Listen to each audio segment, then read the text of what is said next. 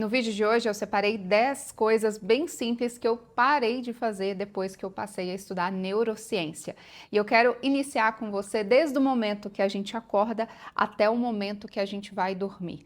Então, o primeiro passo é quando a gente acorda. A gente precisa já criar uma rotina que faça sentido. O primeiro item dessa lista foi que eu parei de dormir pouco e achar que isso tá tudo bem ou achar que eu vou dar conta. O problema é que o sono ruim, um sono de baixa qualidade, ele reduz a nossa neuroplasticidade. O que que acontece com isso?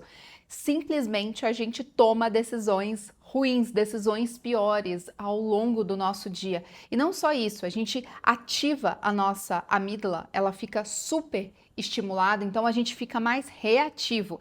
E não precisa estudar neurociência para a gente chegar a essa conclusão. Basta você se observar como você lida melhor com isso.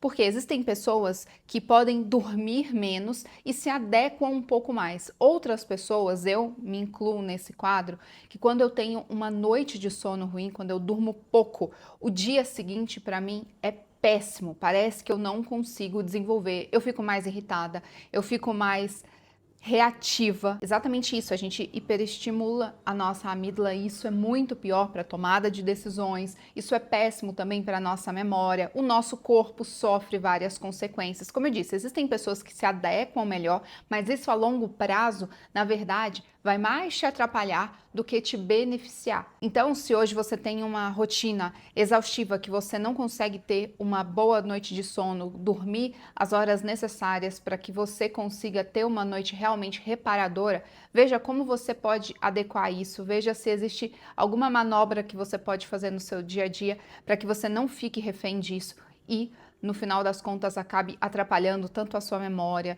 tanto as suas reações, as suas emoções e até mesmo o seu corpo que sente muito com isso. A segunda coisa que eu parei de fazer, eu já quero unir duas aqui em uma só. A primeira é parar de tomar decisões automáticas, viver no automático.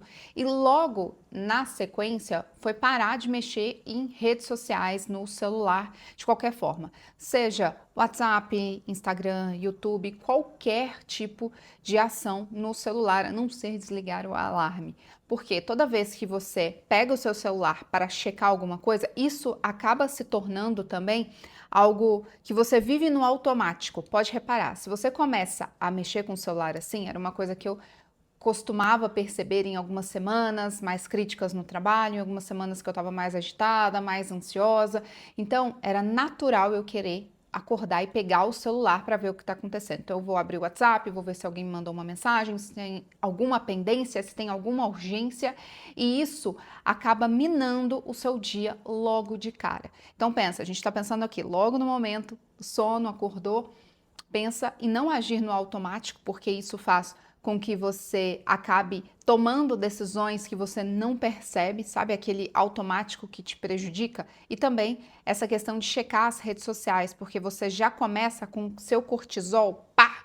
No talo, você não acorda e vai mostrando para sua mente que você está acordando aos poucos, que você está despertando de uma forma tranquila. Pelo contrário, você já joga estresse, adrenalina e parece que você já entra naquele estado luta ou fuga logo de manhã, logo ao abrir os seus olhos, e isso não é saudável. Como eu emendei as duas coisas, eu já vou te passar uma solução para te ajudar a sair tanto desse modo luta ou fuga, quanto desse vício de pegar o celular, de já querer resolver as coisas, quanto desse modo automático. Às vezes a gente já levanta estressado, já corre, já vai escovar o dente, sabe? Tudo no automático. Claro que existem coisas que são mais simples do nosso dia a dia, que entram no automático, como por exemplo, escovar os dentes, apesar que quem é dentista aqui fala que tem que ter consciência também para que a gente possa escovar direitinho, mas o nosso cérebro ele acaba pegando alguns itens mais fáceis, digamos assim, para colocar nesse modo automático para que a gente não gaste energia, para que não seja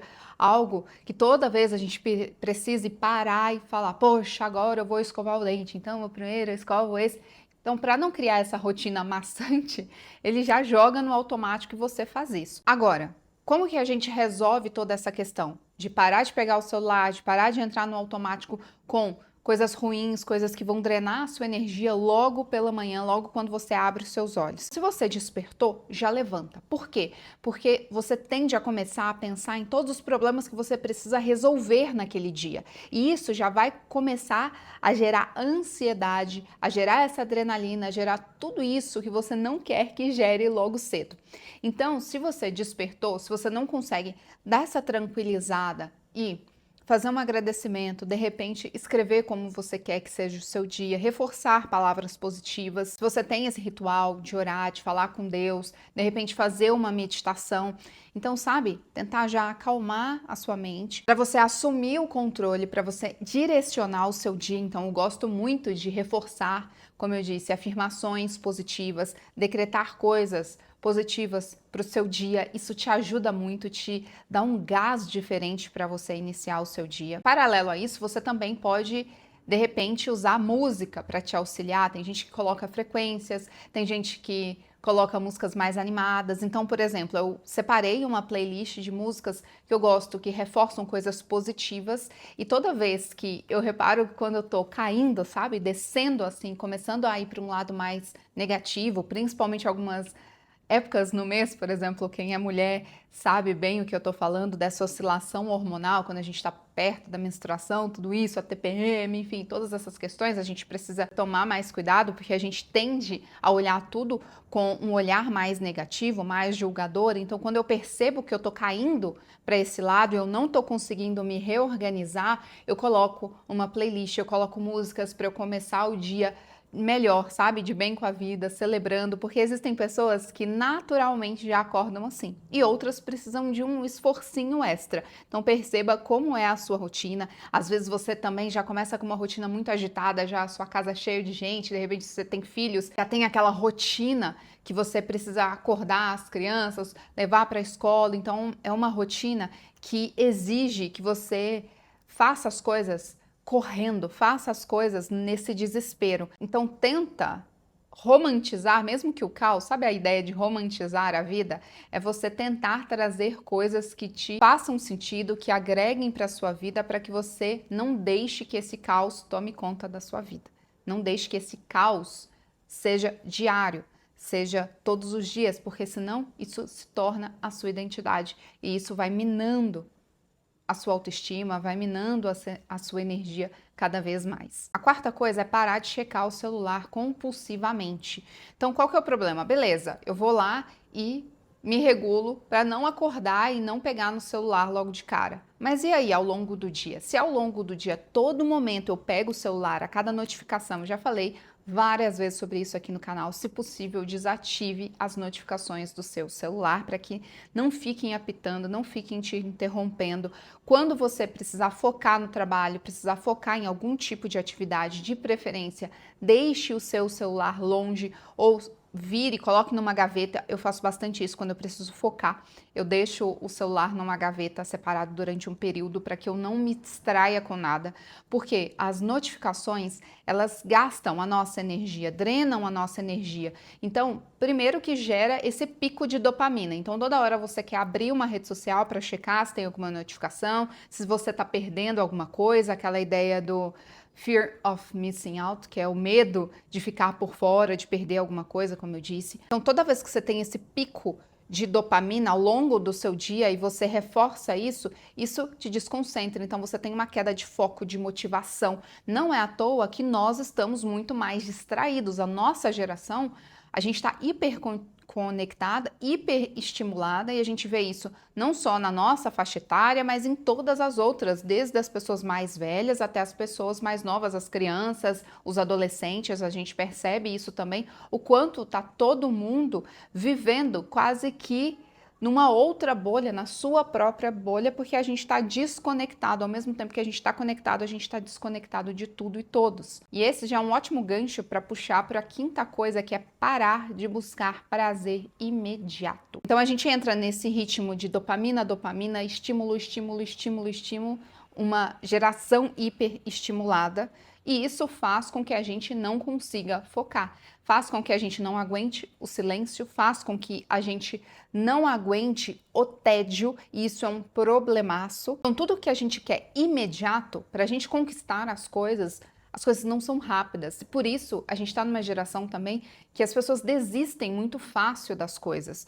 Acham que as coisas são difíceis demais porque não aguentam a maturação, não aguentam o processo, porque a gente está viciado em conseguir coisas rápidas. A gente está viciado. Olha o exemplo dos conteúdos. As pessoas não estão conseguindo mais assistir a conteúdos longos. Não é só na questão dos Reels, dos Shorts, não é só questão disso. Esse tipo de vídeo que eu faço aqui, vídeo de 20 minutos, de 30 minutos, as pessoas se desesperam. Sempre vem uma ou outra pessoa reclamar nos comentários da duração do vídeo, porque as pessoas não têm paciência de assistir vídeos mais longos hoje em dia. A sexta coisa que eu parei de fazer é de comer distraída. Eu já falei sobre isso aqui também, o quanto a gente acaba colocando muita coisa. Então, a gente está sempre hiper conectado, hiper estimulado, e isso passa também pela nossa alimentação, quando a gente vai tomar um café da manhã, quando a gente vai almoçar, quando a gente vai tomar um café da tarde, vai jantar. Se a gente não está interagindo com as outras pessoas, a gente está sempre assistindo o conteúdo. Por exemplo, então, vou assistir um vídeo, vai ser um vídeo longo e tá tudo certo. Só que você acaba jogando toda a sua atenção para o vídeo, para o conteúdo que você está assistindo, e você esquece de ter a consciência de que você está se alimentando. E qual que é o problema disso? Não sei se já aconteceu com você, mas comigo já aconteceu algumas vezes. Eu percebo ou quando eu tô mais estressada, ou quando eu tô mais agitada mesmo, eu percebo que eu sento e simplesmente como, você não percebe. E isso desequilibra totalmente o nosso autocontrole, a nossa saciedade, porque o nosso cérebro, ele precisa entender que a gente está presente, ele precisa entender que a gente não está só comendo, se entupindo. Pelo contrário, a gente está se alimentando, a gente precisa se sentir saciado e não cheio, estufado, porque se a gente só come, e aí muitas pessoas falam de comer as emoções quando a gente está mais estressado, quando a gente está mais triste, o que que a gente faz? A gente coloca comida para dentro porque é uma forma de prazer também, um prazer imediato, só que isso tem consequências, porque a gente não liga esse modo da saciedade, então a gente só enche o nosso estômago e a gente vai se dar conta muito depois que a gente já estava cheio. Então, esse também é um exercício para você ter mais conexão com a questão da comida, para que você se sinta saciado e não cheio, entende o que eu estou dizendo? E toda vez que a gente se distrai, seja com vídeos, seja com conteúdos, a gente reduz os sinais de saciedade no nosso cérebro. Então, é preciso estar atento. A sétima coisa foi parar de ruminar pensamentos negativos. Toda vez que a gente rumina um pensamento, a gente fortalece esse circuito neural dentro da nossa cabeça e isso ativa cada vez mais estresse, mais ansiedade. Então, toda vez que você se lembra de episódios ruins, de situações ruins, é como se você estivesse revivendo essa situação novamente. E esse foi um ponto até que eu comentei dentro do vídeo do luto, que ali eu choro, eu me emociono. E por quê? Porque eu volto a toda aquela situação. Então, é como se eu estivesse vivendo aquilo novamente. Ou sabe quando você teve uma discussão com uma pessoa e aí você fica voltando naquela discussão e falando, poxa, eu devia ter falado isso, aquilo, ou essa pessoa é isso, é aquilo. Você fica se envenenando cada vez mais e isso drena a sua energia. Você fica nesse estresse, nessa ansiedade, nessa angústia, às vezes em uma tristeza. Então, é preciso ter mais consciência e mudar o foco. Toda vez que os pensamentos negativos vierem, eu sempre falo sobre isso daqui, é como se a gente tivesse que mudar de canal. Pega o controle e muda. Próxima estação, próximo canal. Você troca a frequência e você pensa em algo melhor. Você faz uma outra atividade que vai te fazer ter um foco diferente desse, para que você não fique nessa ruminação mental que só te prejudica. E bem próximo aos pensamentos negativos, o que eu acredito que também fortalece a gente ter mais pensamentos negativos, e algo que eu parei de fazer no 8º lugar, foi parar de consumir notícias ruins, parar de consumir o tempo inteiro, sabe? Porque a gente liga o nosso modo de alerta. A mesma ideia do luto ou fuga, a gente também liga. Quando a gente consome demais notícias ruins. Então é algo que eu preciso me policiar muito, porque principalmente quem vive em grandes cidades, que já tem essa questão da violência, tem notícias ruins o tempo todo, e não precisa também, às vezes você mora no interior que é tranquilo, que não tem um índice alto de violência, mas só o fato de você consumir notícias ruins pode te gerar um estresse, por exemplo, notícias de guerra, notícias ruins da política, de instabilidade econômica, tudo isso afeta a forma que você vê o mundo, a forma que você enxerga o mundo, e isso afeta diretamente o seu emocional, os seus hormônios, a forma que o seu corpo reage. E se você faz isso em um modo de repetição, pensa, diariamente você só se alimenta disso, você consome notícias ruins, você vê coisas ruins, às vezes você fala, nem assisto TV, mas você vê na rede social, você vê no seu WhatsApp, você de repente participa de grupos que falam o tempo todo de coisas ruins, pensa que isso cada vez mais vai aumentar a sua ansiedade, vai te deixar cada vez mais ligado nesse modo de alerta, que vai ser muito difícil de você regular o seu emocional. Ok, passei pela parte da manhã, como você acorda, passei durante o dia e agora a gente chegou na noite de novo. Como que a gente se prepara para dormir? E a nona coisa que eu parei de fazer foi parar de consumir conteúdo à noite, antes de dormir principalmente, de ir para a cama com o celular para rolar o feed. Por quê? Porque isso vai te gerar mais ansiedade. Essa luz azul também atrapalha a melatonina quando a gente percebe que ela é extremamente importante também para o nosso sono, para a gente ter um sono de qualidade, um sono realmente reparador. Então aí vale também para televisão, vale para celular. As luzes da casa, quando você já começa a baixar, você já se prepara. Então o que é legal, né? É evitar as redes sociais, os vídeos curtos, notícias, evitar falar também, às vezes você vai falar com o seu companheiro, a sua companheira, enfim, sobre coisas ruins que às vezes podem ser resolvidas no dia seguinte, porque tudo isso também vai te atrapalhar no seu sono. E a 10ª coisa que eu parei de fazer foi parar de tentar dormir. E esse tentar dormir é tentar dormir à força, porque isso ativa também o nosso pré-frontal e é péssimo. Porque se a gente entra nesse esforço consciente, a gente está no estado de alerta, a gente não está no estado de relaxamento, de descanso que a gente precisa para pegar no sono, para ter esse sono profundo. E hoje a gente acaba indo para a cama muito nesse estado de alerta, porque o seu dia está acontecendo mil coisas, às vezes você leva um problema para casa, você chega em casa ou tem que resolver um problema, e aí você já vai para a cama nesse estado de alerta. Então, o ideal é a gente fazer toda essa preparação para que a gente durma. Então, volta lá no início do vídeo que eu falo do sono reparador, da importância da gente, sabe, se lembrar que a gente precisa sim descansar, que a gente tem um corpo, tem uma mente, precisa descansar para que a gente esteja inteiro para nossas atividades, para nossa vida, para nossa família, para o nosso dia a dia. Então você não vai para a cama com aquele peso de, nossa, eu tenho que dormir agora porque no dia seguinte eu tenho que acordar cedo. Então entende que você já ligar esse modo na sua cabeça, já liga esse modo de alerta. Eu não sei se já aconteceu isso com você, mas provavelmente eu acredito que já. Quando a gente dorme tarde e aí você tem que acordar, sei lá, você dorme meia-noite, meia-noite e meia, e você colocou para despertar às 5 da manhã ou às 4:30 da manhã, e aí você desperta, você tem um leve sono, e aí você desperta, pega o celular, olha e fala, meu Deus, e agora? Daqui a pouco eu tenho que levantar de novo.